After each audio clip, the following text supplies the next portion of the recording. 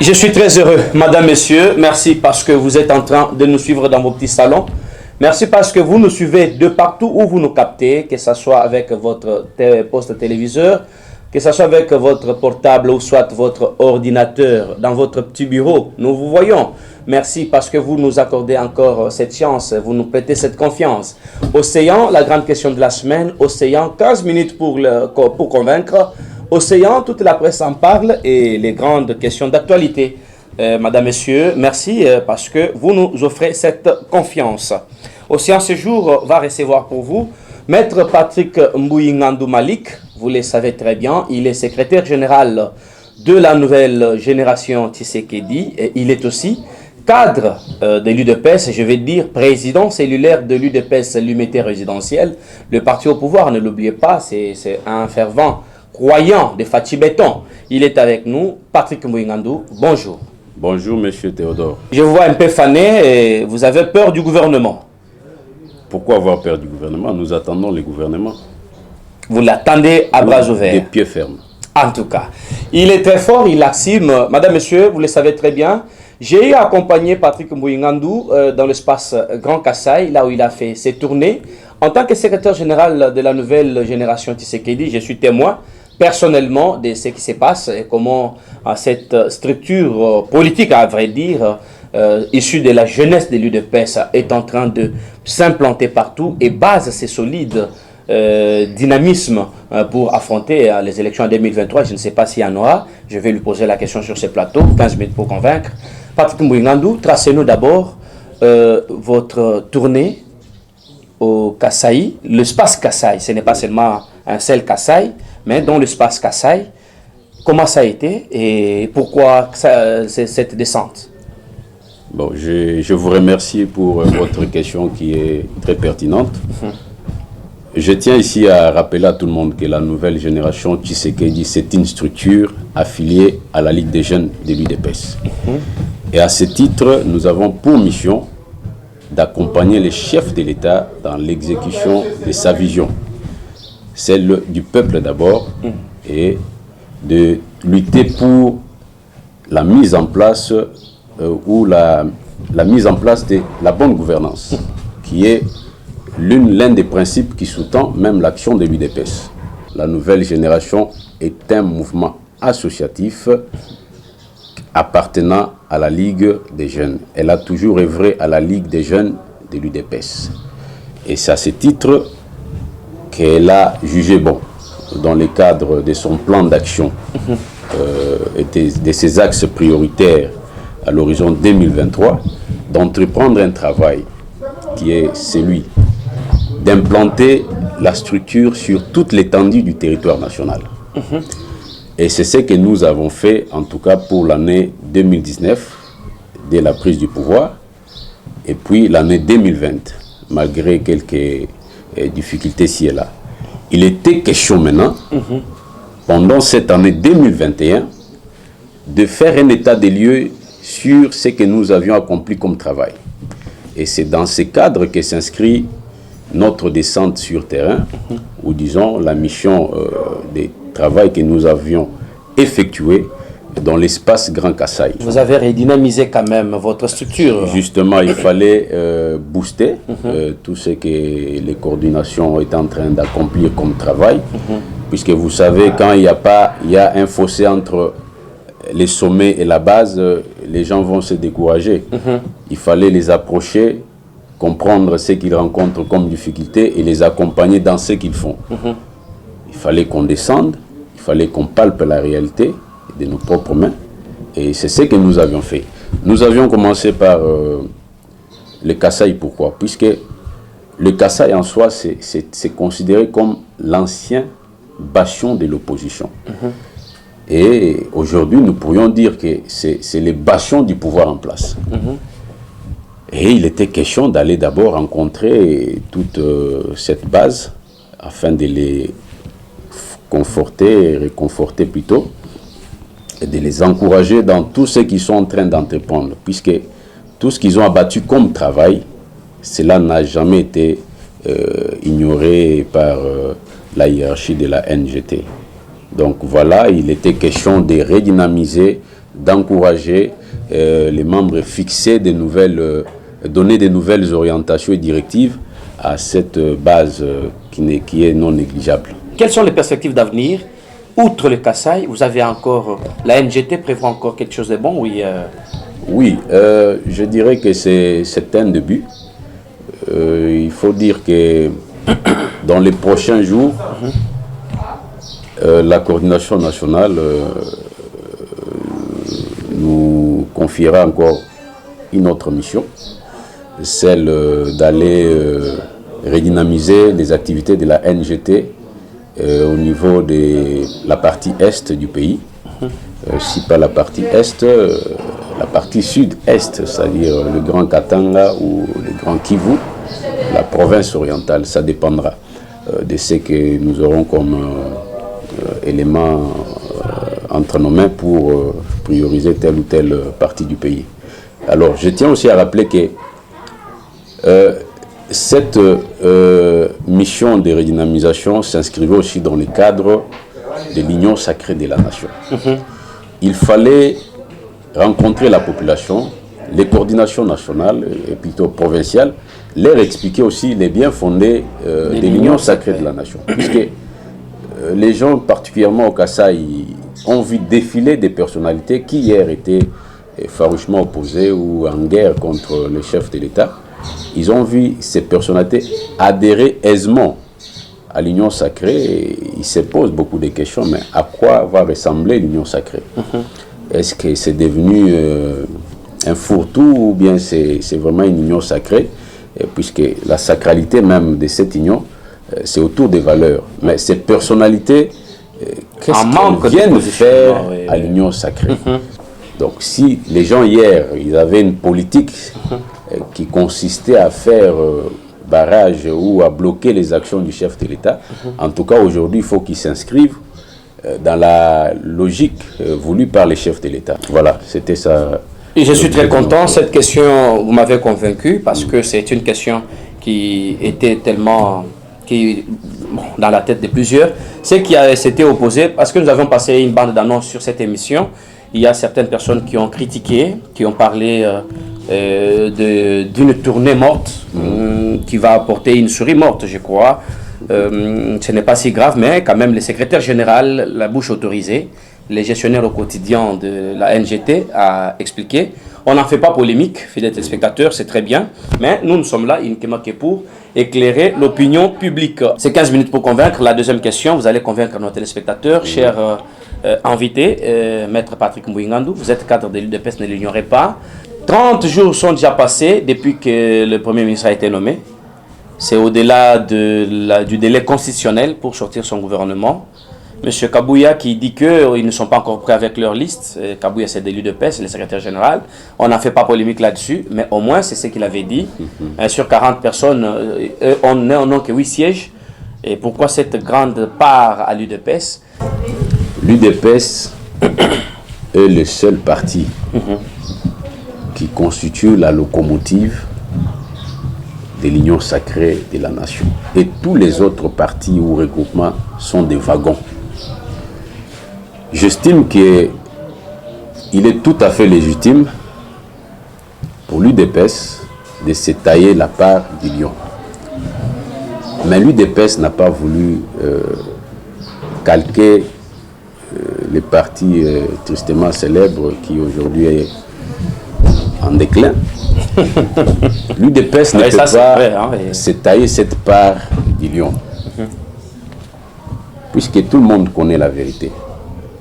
La plupart des gens qui ont été, soi-disant, élus à l'Assemblée nationale sont des élus entre parenthèses. Là n'est pas le débat. Mais le débat, c'est quand vous estimez que l'UDPS n'est pas en droit d'avoir au moins 8 postes ministériels, qui du reste, c'est insuffisant. Au regard, vous voulez en avoir plus? Et bien sûr, on mérite ça, plus. C'est égoïste. Ce n'est pas de l'égoïsme, c'est ça même la réelle politique. La réelle politique veut que les partis qui a été... N'oubliez pas que c'est l'union sacrée et que vous n'aviez aucun député. Justement, vous n'avez pas peut-être plutôt la majorité. J'ai rappelé ici, et ça ne vient pas de moi. C'est lui qui l'a dit. c'est un ancien du FCC. Il dit que certains députés qui sont à l'hémicycle ne méritent pas même qu'on leur accorde l'attention, puisque la majorité d'entre eux n'étaient pas élus. Je referme cette parenthèse pour dire ceci. Vous vous accrochez l'UDPS mérite plus que ce qu'elle a. Donc, j'aurais voulu que l'UDPS ait plus de 10 postes ministériels, et c'est là pour des raisons.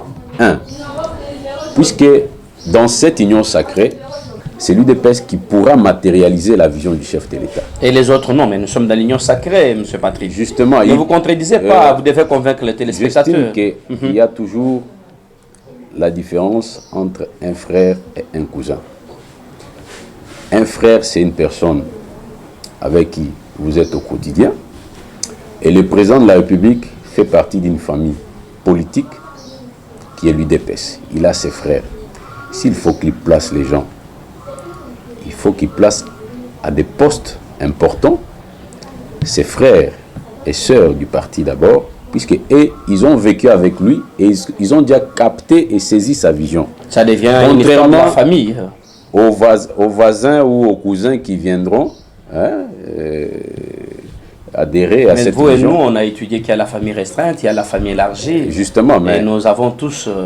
oui, la famille élargie n'a pas les mêmes droits que la famille restreinte. Les membres de la famille élargie bénéficient en cas où, à défaut en l'absence des membres de la famille restreinte. Vous avez violé intentionnellement la Constitution en dépassant le délai. Donc, à quand ce gouvernement, c'est une question qui nous est posée. Pour répondre à votre question, l'UDPS n'est pas gourmande, l'UDPS n'est pas occupée assez à ne rechercher que les pouvoirs. Nous nous sommes dit, bon, on est avec nos amis, on va leur donner l'opportunité de prouver de quoi ils sont capables. Parce que j'estime que le problème n'est pas les postes. Le problème, ce sont les compétences. Le chef est occupé à rechercher des personnes compétentes pour élever les défis du développement de la RDC. Ça, c'est une bonne chose. À ce titre, il va prendre tout son temps, puisque vous estimez que nous sommes en dépassement du délai. Mais quand on veut faire des bonnes choses, on prend tout son temps. Voilà. Et on viole la Constitution? Non, il y a une violation intentionnelle, il y a ce que vous appelez des choses, des réels politiques, des difficultés, étant donné que vous pensez seulement qu'il faut rechercher ces personnes à Kinshasa. Mais il y a des gens qui sont trop loin. Il faut les rechercher, il faut savoir faire un tour d'horizon dans telle province. Quelles sont ces personnes qui se sont démarquées et qu'on peut intégrer dans les gouvernements. C'est un travail de longue haleine. C'est pas facile.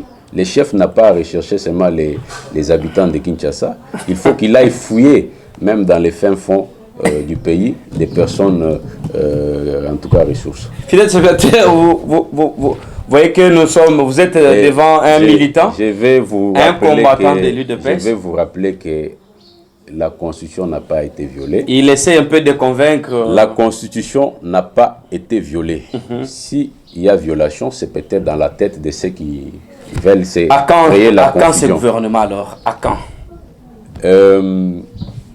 Le gouvernement peut sortir aujourd'hui. Au moment où je vous parle, il y a les derniers réglages qu'on doit porter. Et c'est un travail qui s'est fait de manière concertée. Il y a plusieurs partis en présence. Il y a les alliés, il y a des personnes qui hier étaient des adversaires et qui ont aussi droit au chapitre, il faut le dire. Donc il faut satisfaire tout le monde, quand même tout le monde, et préserver l'unité et la cohésion nationale. Ça sont des valeurs que nous avions toujours prônées. L'UDPS, c'est autour des valeurs, et parmi ces valeurs, il y a l'unité nationale. Donc on ne peut pas, au nom du gouvernement, faire fi de cet aspect des choses. Voilà. Le gouvernement peut sortir aujourd'hui, mais pourquoi se précipiter, puisque on veut avoir un gouvernement des personnes qui peuvent répondre aux attentes du peuple congolais. Donc pour cela, le président a pris tout son temps Et je suis sûr que le peuple sera satisfait. On aura des véritables warriors. Ah, Warriors, comme on dit. en tout cas, je suis convaincu par cette question. Aujourd'hui, il me convainc. Il vous convainc aussi, fidèles téléspectateurs. C'est à vous de nous le dire. Patrick Mouingandou, je rappelle que vous êtes secrétaire général de la NGT. Je le rappelle encore, vous êtes cadre de l'UDPS, président cellulaire de l'UDPS limité résidentiel. Les élections en 2023, est-ce une utopie? J'étais dans la mer de l'oubli. Ou soit c'est question de forcer le raisonnement. Bon, pour répondre à cette question, d'abord, je ne peux pas donner une position puisque sur ces... Vous parlez du recensement avant toute chose. Il y a eu déjà des autorités du parti qui se sont exprimées là-dessus. Ils ont parlé du recensement. Et justement, il y a des préalables pour organiser une bonne élection. Puis, des lustres. Je me rappelle, à l'issue du dialogue intercongolais de Sun City, le parti au dialogue avait jugé bon de procéder à un recensement administratif. Puisqu'il y a de cela plus de 30 ans qu'il n'y a jamais eu recensement dans ce pays. Et il y a eu plusieurs mutations. Il y a eu des guerres.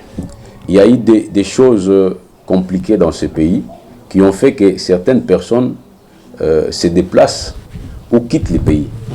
Donc, à ce jour, on ne sait pas combien nous avions des Congolais à nourrir. Parce que le premier problème, c'est celui-là. On ne fait pas seulement un recensement pour répondre aux besoins des élections. Le recensement, ça s'inscrit dans le cadre d'une bonne administration du pays. On veut bien gouverner, et gouverner c'est prévoir, on prévoit, on a autant de bouches à nourrir, autant de millions de Congolais, et il faut que nous puissions définir les grandes politiques agricoles dans tous les secteurs d'ailleurs. Donc, quand vous voulez ramener la question du recensement qu'aux seules élections, je vous dis que vous n'avez pas encore saisi bien la chose, la notion même du recensement. Et mais pourquoi ne pas recourir au fichier électoral? Le fichier, il est défectueux.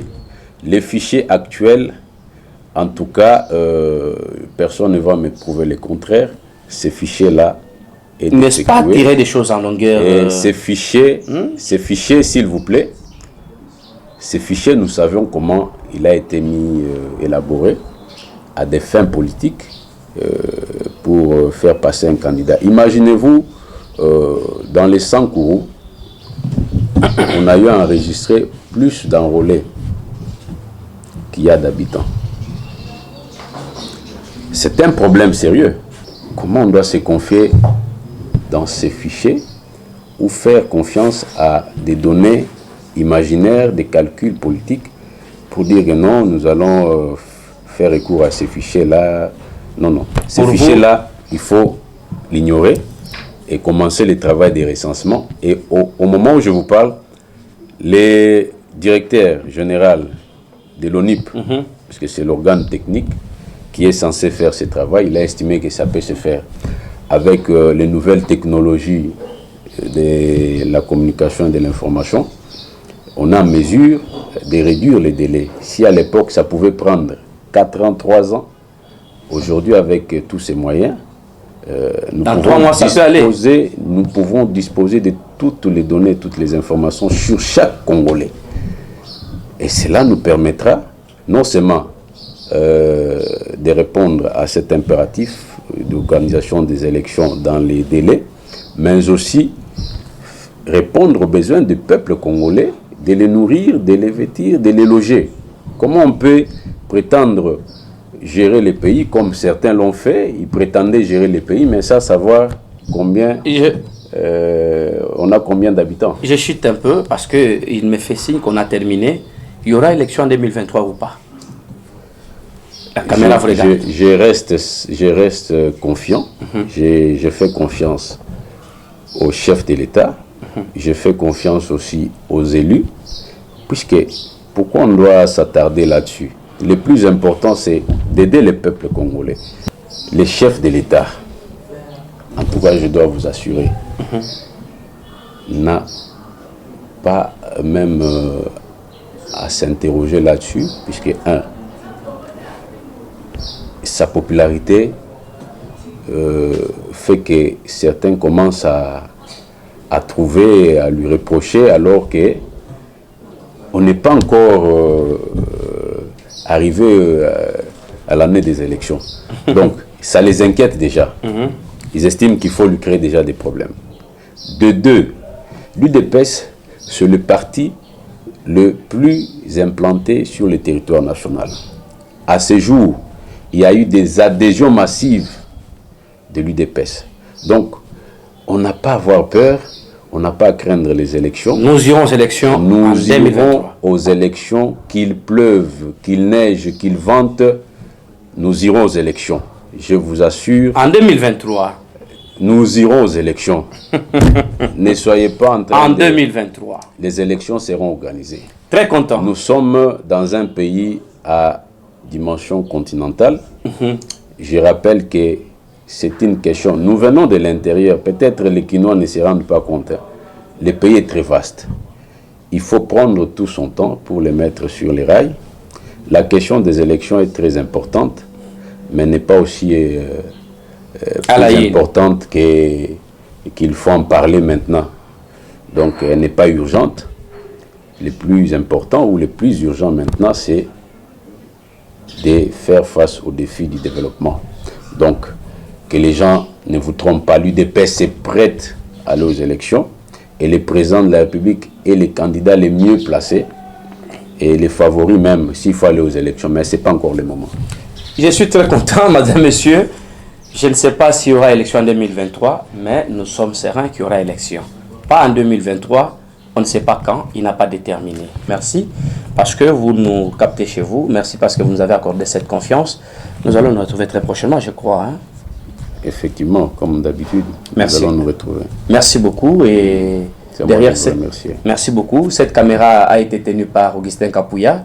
Toute cette grande équipe de Max Info Seyan, Pasiango, André Kalama, Joseph Kayembe, Augustin Kapouya lui-même, les directeurs. Nous allons nous retrouver très prochainement, madame, monsieur, aussi en c'est moi. Appelez-moi Théodore, Loumou, et à la prochaine. Ciao.